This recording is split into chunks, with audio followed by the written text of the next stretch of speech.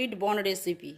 সবের প্রথমে আমি ইস্ট আছে যেহেতু সুইট বর্ন করে নেব। একটা ডিম দিয়ে দিই, টেবিল চামচ অলিভ অয়েল, মেজারমেন্ট কাপের 1 কাপ ময়দা, একটা ডো বানিয়ে নেব। দেখুন একটা আমি ডো বানিয়ে নিয়েছি, এরকম সফট একদম নরম ডো।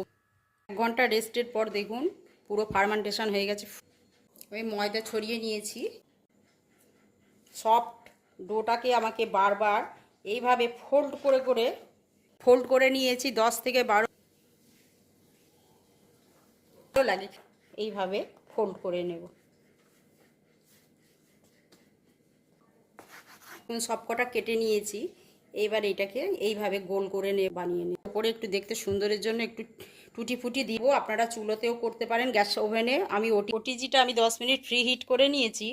এবার আমি একদম বনগুলো